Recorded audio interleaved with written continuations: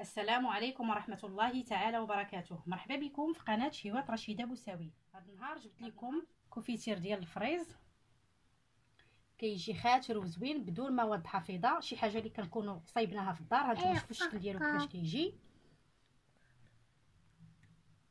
نتمنى الفيديو ديال هذا النهار توصلوه ليا لاكبر عدد من لي لايك، واللي مازال ما تابوناش في القناة ديالي تابونا، ونبغيكم تخليو ليا لي كومونتير ديالكم الزوينه اللي كتزيد تشجعني ونعطي اكثر واكثر. ندوزو للمقادير وطريقه التحضير. بسم الله على بركه الله. عندي هنايا كيلو ديال الفريز اللي غسلته مزيان وخليته حتى تسقطر، وقطعته على هذا الشكل، قطعته مربعات. دابا نوريكم كيفاش قطعته. وعندي هنايا 600 غرام ديال السكر سنيده اللي هو السكر حبيبات، وعندي واحد الليمونه او حامضه العصير ديالها. كناخذ الفريز، انا ديما ملي كنغسل الفريز كنخلي له هاد الوريده ديالو باش ما كيدخلش ليه الماء لداخل.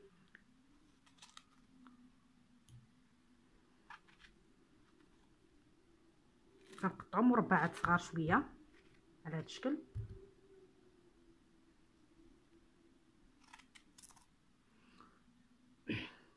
وبالنسبه للفريز اللي كنبغيو نديرو بيه كوفيتير، خاصنا ناخذوه شويه يكون حمر، يعني يكون طايب شويه باش يجينا بيه الكوفيتير حلو وزوين، ما تجيناش ديك المروره.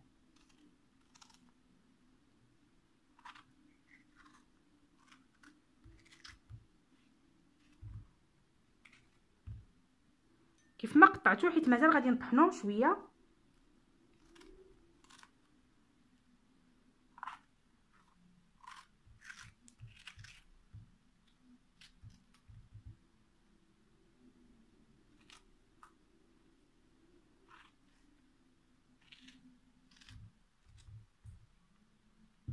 صافي، دابا كناخذ العصير ديال الحامض.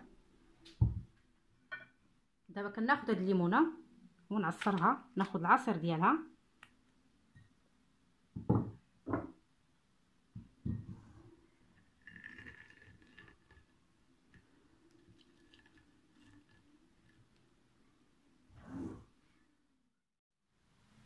هانتوما شوفوا معايا، بعد ما عصرت ديك الحامضه غادي نزيدها على داك الفريز.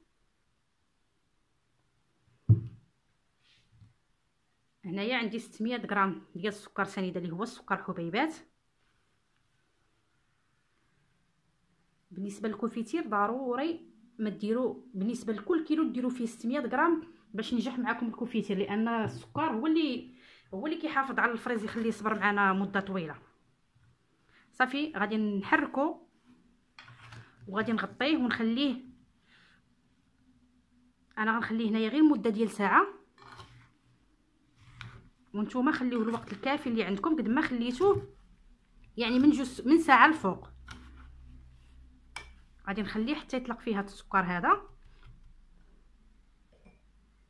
وعاد ديك الساعه غادي نتلاقى باش نطيبو معاكم ان شاء الله. نغطيه بالسلوفان وغندخلو للثلاجه.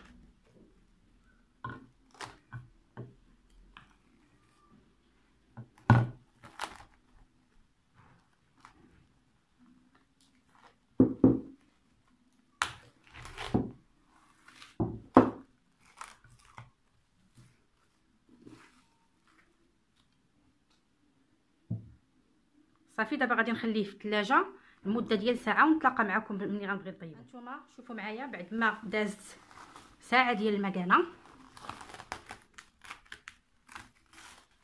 ها هو داب داك السكر. دابا كناخذ طنجره،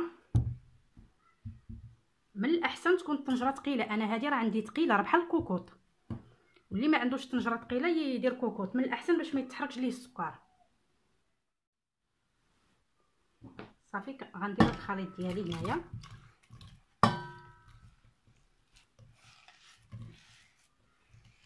نتوما الا عندكم الوقت غير خليوه حتى يذوب هذا السكر مزيان،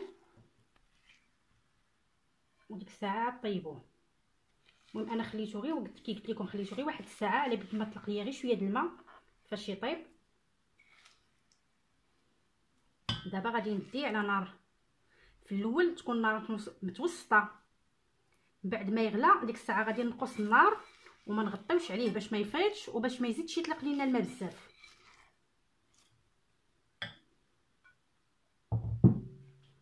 غنحرك مزيان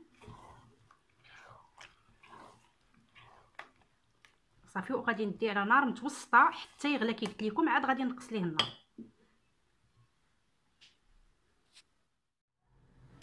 هانتوما شوفوا معايا بعد ما غلات الطنجره وكدير هاد الرغوه هادي ضروري ما نحيدوها، ما نخليوهاش.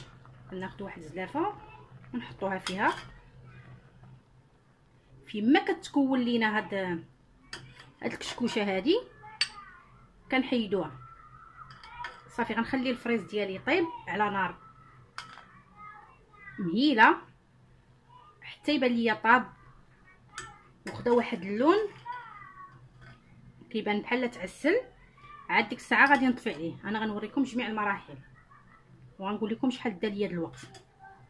انا غنبقى مستمره تنحيد هاد الرغوه ديالي كامله ونخليه يطيب على نار مهيله.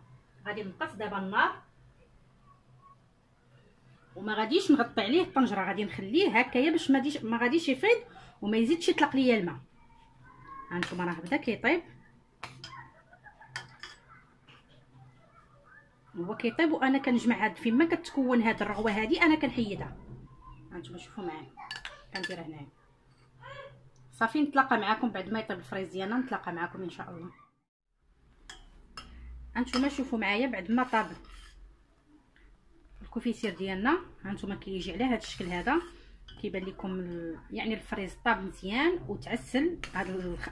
غيبان لكم هذا السائل هذا تقال تعسل مزيان صافي. هنا ادى ليا 45 دقيقه ديال الطياب على نار متوسطه، وكي قلت لكم ما تغطيوش عليه باش ما يفيضش لكم صافي. غادي نخليه حتى يبرد شويه وغادي نطحنوه صافي. دابا غادي نطفي عليه بركه عليه. شوفوا اللون ديالو راه طاب صافي. غنتسنى عليه شويه يدفى شويه وغادي نطحنوه ان شاء الله. هانتوما شوفوا معايا الشكل النهائي ديال الكوفيتير بعد ما طاب وطحنته. هانتوما شوفوا معايا كيجي على هذا الشكل هذا. واللي ما كيبغي ديك الطروفه ديال الفريز ما يطحنوش. انا ديما كنطحن الكوفيتير ديال الفريز. هانتوما شوفوا الشكل ديالو. انا راه خليته هنايا حتى برد مزيان. بالنسبه للمده ديال الطياب راه 45 دقيقه اللي دا معايا على نار متوسطه. نتمنى الفيديو ديال هذا النهار ينال الاعجاب ديالكم ونكون فدتكم ولو بالقليل، والى فيديو قادم ان شاء الله. والسلام عليكم ورحمه الله تعالى وبركاته.